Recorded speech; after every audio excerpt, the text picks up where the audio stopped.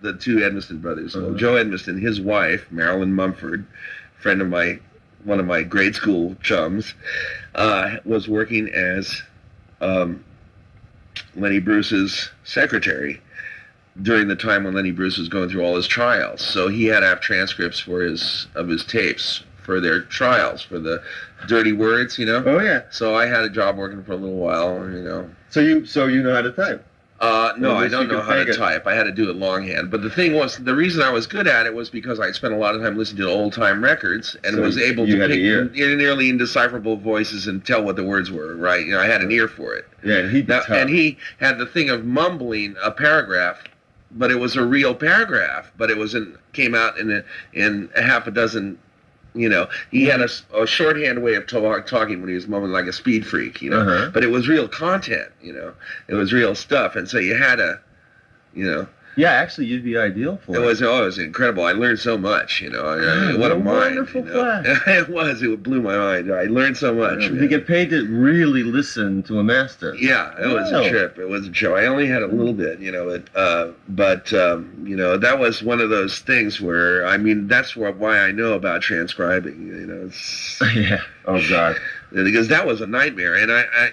And you know, I mean, just I had to run some things. I had to do things like go to the library and he used to do a bit where he'd take a magazine, a newspaper, a magazine, you know, current like a Newsweek or something. He'd thumb through it, you know, while he was on stage, and he'd thumb through it and he'd look at things, and then he'd riff off of some article.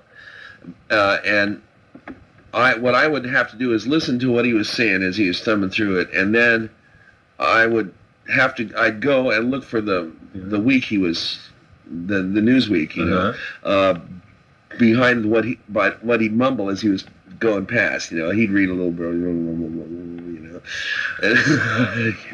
What a neat, level of research. Oh, it's incredible. Right. I had to go and get things to tell what he was talking about, because some of the things were so off the wall I didn't understand, you know, and all of a sudden he'd start breaking into this weird thing, and I'd go and find the article. It'd be something in chemistry, you know, or science, or, you know, religion, or some weird thing. He'd see a paragraph that would jump out at him and all of a sudden start riffing, you know.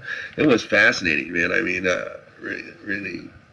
But he had that wonderful thing of being able to, he was like a speed reader or something. He could condense, I swear to God, he can condense all the key stuff in like 3 or 4 paragraphs, you know, and say it in this kind of, in a fast mumble. It would be a mumble that represented maybe 7 syllables, you know, but it had little bits and pieces of everything in the article. It was incredible. It was really, you know, I mean, I learned a lot about linguistics, you know, listening to him do that, because he had he did a thing with a speech that was, well, like Neil did, but it had some subtle levels to it. It was like bebop language, you know. It really was. He'd take bits and pieces of language, and it was totally unself-conscious, you know. I mean, I'm sure he didn't know that he was doing it. Yeah. You know, he was just rapping.